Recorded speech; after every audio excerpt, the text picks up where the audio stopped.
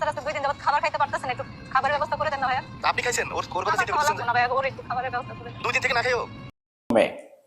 আসেন সবাই মিলে একটু মানবিক হই। আর একটি অনুরোধ করব, প্লিজ, যদি আপনার মন চায় যে এই 4 বছরের শিশু বাচ্চার মুখের দিকে তাকিয়ে আপনার যদি সাহায্য করার ইচ্ছে থাকে, প্লিজ দয়া করে এদের পাশে দাঁড়াবেন। শুধু একটি কথাই বলবো আমি, সবাই একটু মানবিক হয়ে এই ছোট্ট ফুটফুটে বাচ্চার মুখের দিকে তাকিয়ে প্লিজ সবাই এইসব অসহায় মানুষদের পাশে একটু থাকবেন। তো চলুন ভিডিওটা শুরু করি। বাচ্চারা তো 2 দিন যাবত খাবার খাইতে পারতেছে না, একটু খাবারের ব্যবস্থা করে দেন না ভাইয়া। আপনি খাইছেন? ওর কথা চিন্তা করতেছেন না ভাইয়া, ওর একটু খাবারের ব্যবস্থা করে দেন। 2 দিন থেকে না খাইও?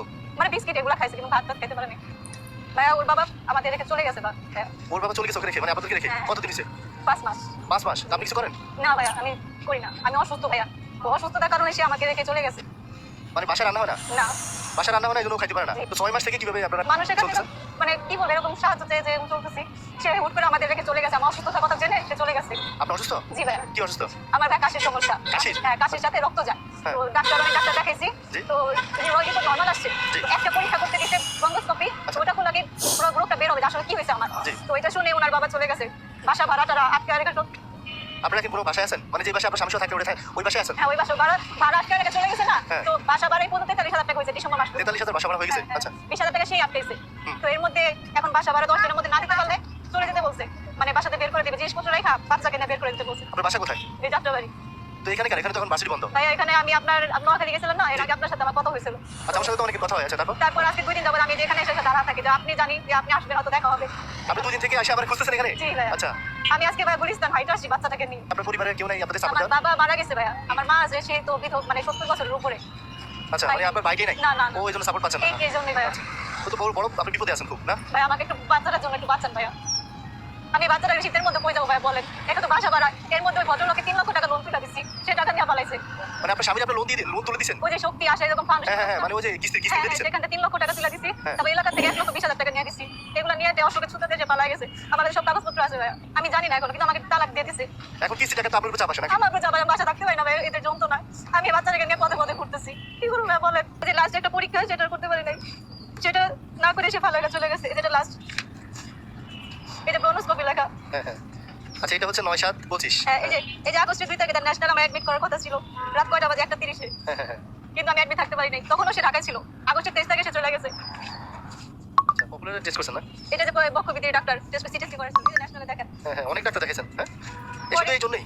হ্যাঁ, এটারও সিলাতে সে চলে গেছে। মানে আপনি অসুস্থ দেখে আপনাকে ফেলে চলে গেছে? জি। এটা কোনো মানুষের কাজ? এটা বাচ্চার দিকে তাকিয়ে তো থাকতে পারতো। বাচ্চাটা সারাক্ষণ বাবা বাবা বলে, বাবা কোথায়, বাবা কোথায় বলে, বাবার সাথে ঘুমাবো। আদি, ওর বয়স বাবা কত? কোথায়? ও যে এখন বলে বাবা মরে গেছে। বাবা মরে গেছে বলে? বাবা কোথায়? বাবা মরে গেছে। হ্যাঁ। 4 বছর হয়েছে ভাইয়া। 4 বছর হয়েছে? আচ্ছা, রাখেন। আর এই যে ভাইয়া, এটা কি? এটা হলো যে সে তালাক আমাকে দিচ্ছে, তারপর কাবিন নামা 10 লাখ টাকা আমার কাবিন নামা। পরে 10 লাখ টাকা কাবিন নামা উসুল করেন নাই? কিভাবে করবো? আমি ওর পিছে মামলা করবো? আমি তোকে নিজেই খেতে পারি না। আপনার হাজবেন্ডের ছবি? হ্যাঁ। আল্লাহ। তাহলে ভাই বলেন, এটা কি একটা মানুষের কাজ? বলেন, আমার বাবা নামে একটা এতিম মানুষ। আমাকে প্রতি ভিখারি আমি কেন আপনাদের কাছে আসবো বলেন? আমি সেই কোয়ালিটি নিয়ে না, আমার ভিক্ষা থালা ধরে দিয়ে গেছে ভাই। আপনি মেসেজ গুলো ভাইয়ের কাছে দেখাবো না। সে স্বাভাবিকভাবে কথা বলছে 24 তারিখ, 25 তারিখ, 26 তারিখ ডিভোর্সটা আসার আগে 5 মিনিট আগে সে ভিডিও করে কথা বলছে বাবুর সাথে। আচ্ছা। এরপর তার ফোন ধরে না। কালকে রাত্রে সেদিন আপনাকে বললাম না যে ভাইয়া আপনি আমাকে মারা গেলে আমাকে দাফন দাস্তা করে দিয়ে, সেদিন অনেক রক্ত বেরিয়েছে, কালকে অনেক রক্ত বেরিয়েছে গলা দিয়ে। মানে কাশি দিলে রক্ত বের হয়? হ্যাঁ, এই যে ব্রনস্কপিটা করলে আর কি ধরা পড়বো? আপনার ওষুধ তো মোটামুটি এখন চলে না? ওষুধ বন্ধ? কিচ্ছু না ভাই, কিচ্ছু না। আমার মুখে ইনহেলার দিছে, নাকে ড্রপ দিছে, সব বন্ধ। আপনি তো খাইতেই পারেন ওষুধ খাবেন? এই যে কি করবো? ভাত কিনে টাকা নেই আপনার কাছে, চাল কিনে টাকা নেই, আপনি ওষুধ কি খাবেন? আচ্ছা। প্রিয় বাংলাদেশ, এই ভিডিওটা দেখে আমি কি রিয়াকশন দেব আমি নিজেই সবকিছু ভুলে গিয়েছি রে ভাই।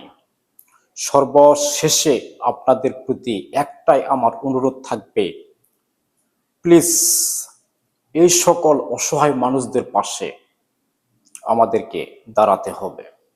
শুধু আমি একটি কথাই বলবো, আমি কথা বলার ভাষা সত্যি হারিয়ে ফেলেছি। এই ছোট্ট ফুটফুটে 4 বছরের শিশুকে দেখে।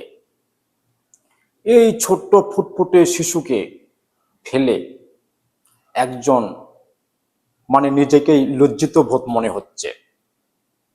এই 4 বছরের শিশুকে ফেলে একজন বাবা নামের কলঙ্ক কিভাবে ছেড়ে যেতে পারে?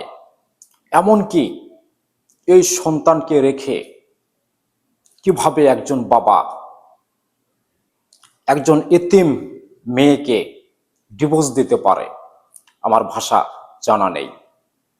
সর্বশেষে আপনাদের প্রতি আবারও আমি অনুরোধ করে বলতেছি, প্লিজ এই সকল মানুষদের পাশে সবাই সাপোর্ট করবেন।